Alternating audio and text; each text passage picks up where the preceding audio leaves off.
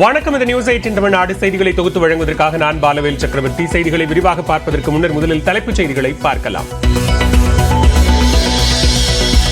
நீங்கள் நலமா திட்டத்தின் கீழ் பயனாளர்களுடன் வீடியோ காலில் பேசிய முதலமைச்சர் மு க ஸ்டாலின் அரசு நலத்திட்டங்கள் குறித்து பயனாளர்களிடம் கருத்துக்களை கேட்டறிந்தார். சஞ்சய் ஸ்கூலுக்கு போயிருக்காங்க. நான் சஞ்சயோட அம்மா பேசுறேன். நான் முதலமைச்சர் பேசுறேன், மு க ஸ்டாலின். சொல்லுங்க சார். வணக்கம். என்ன பண்றீங்கம்மா நீங்க? வீட்டு வேலை பார்த்துட்டு இருக்கு சார். பையன் எந்த ஸ்கூல்ல படிக்கிறாப்ல? National school sir. உலக கோப்பையுடன் பிரதமரை சந்தித்த இந்திய கிரிக்கெட் அணி வீரர்கள் உற்சாகமாக கலந்துரையாடியதுடன் குழு புகைப்படமும் எடுத்த மோடி.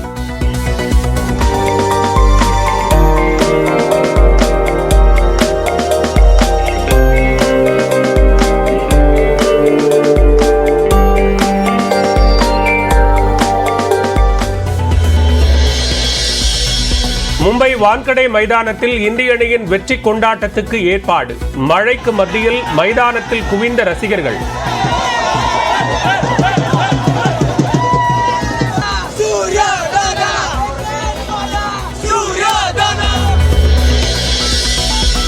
சேலத்தில் அதிமுக நிர்வாகி சண்முகம் கொலை வழக்கில் திமுக கவுன்சிலரின் கணவர் சதீஷ் உட்பட 9 பேர் கைது. உடலை பெறாமல் குடும்பத்தினர் போராட்டம் நடத்தி வந்த நிலையில் காவல்துறை நடவடிக்கை. சட்டவிரோத பணப்பரிமாற்ற தடை சட்ட வழக்கில் வங்கி ஆவணங்களை வழங்க கோரி செந்தில் பாலாஜி தாக்கல் செய்த மனு வரும் 8ஆம் தேதி தீர்ப்பு வழங்கப்படும் என சென்னை முதன்மை அமர்வு நீதிமன்றம் அறிவிப்பு.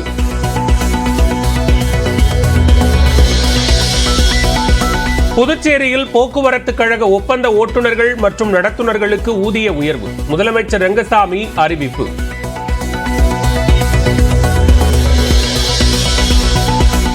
கோவை நீலகிரி மாவட்ட மலைப்பகுதிகளில் இன்று கனமழைக்கு வாய்ப்பு. தமிழ்நாட்டின் ஒரு சில இடங்களில் மிதமான மழை பெய்யக்கூடும் என்றும் வானிலை ஆய்வு மையம் தகவல்.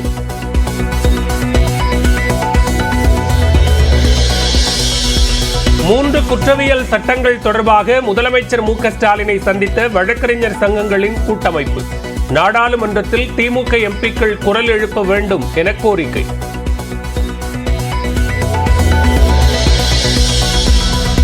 நீட் தேர்வில் விலக்கு கேட்ட விஜயின் பேச்சு பாஜகவுக்கு உதவும் என அண்ணாமலை பேட்டி. அறிவியல் பூர்வமாக புள்ளி விவரங்களை வைத்துக் கொண்டு விஜய் பேசியிருக்க வேண்டும் என்றும் கருத்து. அன்னைக்கு விஜய் அவர்களும் கூட திமுக சார்ந்த அரசியல் நான் கையில் எடுக்க போறேன்னா மோஸ்ட் வெல்கம், நோ ப்ராப்ளம். திமுக சார்ந்த அரசியல் எல்லாம் கையில் எடுத்தாங்கன்னா பாரதிய ஜனதா கட்சி மட்டும் தனித்திருக்கும். எங்களுக்கு அது சந்தோஷம். ஏன்னா எங்களுடைய இடத்துல நாங்கள் விளையாட போறோம்.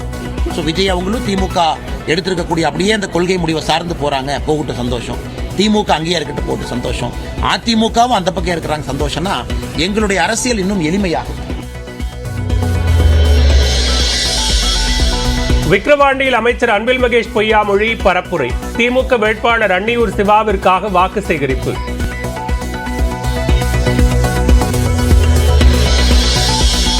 அதிமுகவினர் வாக்குகளை வீணடிக்காமல் பாமகவிற்கு வாக்களிக்க வேண்டும். விக்கிரவாண்டி இடைத்தேர்தல் தொடர்பாக ராமதாஸ் வேண்டுகோள். அதிமுகவினர் அனைவரும் அவர்களின் வாக்குகளை வீணடிக்காமல் தீய சக்தி திமுகவை வீழ்த்துவதற்காக பாட்டாளி மக்கள் கட்சிக்கு மாம்பழம் சின்னத்தில் செலுத்த வேண்டும், வாக்களிக்க வேண்டும் என்று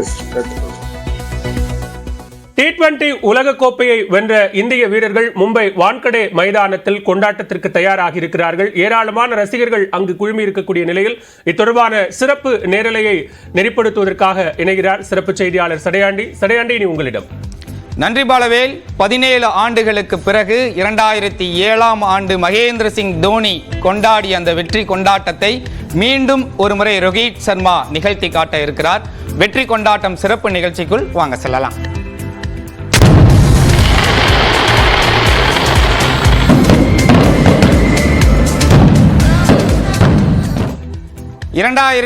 ஆம் ஆண்டு நிகழ்ந்த அந்த வெற்றி கொண்டாட்டம் மீண்டும் ஒரு முறை மும்பை வான்கடே மைதானத்தில் அரங்கேற காத்திருக்கிறது. மைதானம் முழுவதும் உற்சாக குரலில் அதிர்ந்து கொண்டிருக்கிறது.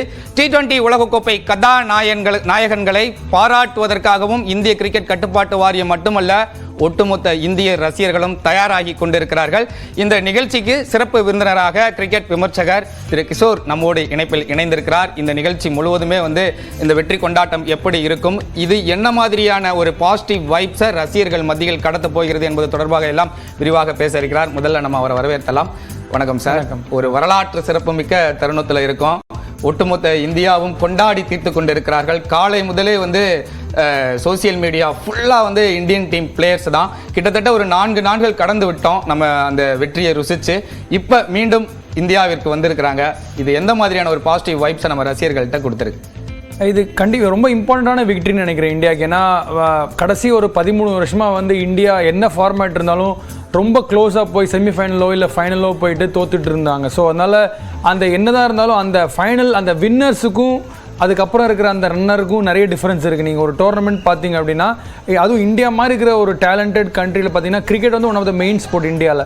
ஸோ அப்படி இருக்கும்போது ஒரு வேர்ல்டு டைட்டில் இல்லாதது கொஞ்சம் எல்லாருக்குமே ஒரு டிசப்பாயின்மெண்ட்டாக தான் இருந்தது. என்னதான் போன வேர்ல்ட் கப் எல்லா மேட்சும் நல்லா விளையாண்டுருந்தா கூட அந்த நவம்பர் 19 யாரோட வாழ்க்கையிலையும் மறக்கவே முடியாது. அதாவது ஒரு நல்ல விஷயத்துக்கு எப்படி இப்போது இந்த ஜெயிச்சாங்களோ அதே மாதிரி நவம்பர் 19 மறக்க முடியாது. அதே மாதிரி இப்போ இந்த T20 வேர்ல்ட் கப் ரொம்ப இம்பார்ட்டண்டான விக்ட்ரி நினைக்கிறேன் இந்தியன் கிரிக்கெட். எப்படி ஒரு 2011 இந்தியா வேர்ல்ட் கப் ரொம்ப நாள் கழிச்சு வின் பண்ணாங்களோ 50 ஓவர் வேர்ல்ட் கப், அது மாதிரி அதே அளவுக்கும் இந்த வேர்ல்ட் கப்போட விக்ட்ரி ரொம்ப இம்பார்ட்டன் தான் நினைக்கிறேன். நிச்சயமா சார். ஃபைனல் மேட்ச் யாராலையும் மறக்கவே முடியாது. கிட்டத்தட்ட இந்திய அணி தோல்வியின் விளிம்பிக்கே வந்துட்டாங்க. அந்த கடைசி 5 ஓவர் ஸ்போர்ட்ஸ்னா என்ன அப்படின்றத ப்ரூவ் பண்ணும் விதமாக அந்த கேம் அமைஞ்சிச்சு. ஒரு நம்பிக்கையை கொடுத்துச்சு, ஒரு போராட்ட குணத்தை நம்மளுக்கு கற்றுக் கொடுத்துச்சு. விளையாட்டு என்ன கற்றுக் கொடுக்குமோ அந்த ஒட்டுமொத்த பாடத்தையும் அந்த இறுதி போட்டி நிச்சயமாக கற்றுக் கொடுத்துருக்கோம் அப்படின்றதுல எந்த விதமான மாற்று கருத்தும் கிடையாது. இந்த மாதிரியான ஒரு பெரிய கொண்டாட்டம் தேவைதானா அப்படின்னு கேட்கக்கூடிய ரசிகர்களுக்கு இந்த செலிப்ரேஷன் ரசிகர்களுக்கு என்ன கற்றுக் கொடுக்கும் அப்படின்னு நீங்கள் சொல்லுவீங்க? T20யோட ஃபார்மேட் என்னங்கிறது ஆக்சுவலாக இப்போ எல்லாருக்குமே புரிஞ்சிருக்கும். அதாவது எவ்ரி ஓவர் எவ்வளோ இம்பார்ட்டன்ட், ஒரு பால் அந்த மேட்சோட இதுவே மாற்றிடும் அப்படின்னா அந்த மூமெண்ட் என்ன அந்த வேர்ல்ட் கப் ஃபைனலில் பார்த்தீங்கன்னா அந்த கிளாசனோட விக்கெட்டுன்னு தான் நினைக்கிறேன். ஏன்னா அது வரைக்கும் அவர் இன்ஃபேக்ட் இருந்தால் இன்னொரு 4 பால் அவர் ஆடிட்டு இருந்த அந்த ஃபார்முக்கு 4 பால் அந்த 20-30 ரன் அடிச்சிருப்பாரு. ஸோ அதனால் அந்த விக்கெட் அந்த இதுவே மாற்றிருச்சு. அதாவது என்ன சொல்ல வருது அப்படின்னா, கிரிக்கெட் கடைசி ஒரு இங்கிலீஷில் ஒரு சேயிங் சொல்லுவாங்க, நெவர் சிங் டில் த ஃபேட் லேடி, நெவர் செலிப்ரேட் டில் த ஃபேட் லேடி சிங்ஸ்னு சொல்லுவாங்க. ஸோ அதனால் கடைசி ரன் வரைக்குமோ இல்லை கடைசி விக்கெட் வரைக்குமோ செலிப்ரேட் பண்ணாதீங்க.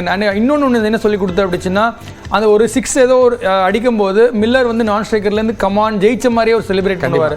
ஸோ ஐ திங்க் அவங்க மைண்டில் ஆல்ரெடி ஜெயிச்சிட்டாங்க அப்படின்னு நினச்சிட்டாங்கன்னு தான் நான் நினைக்கிறேன்.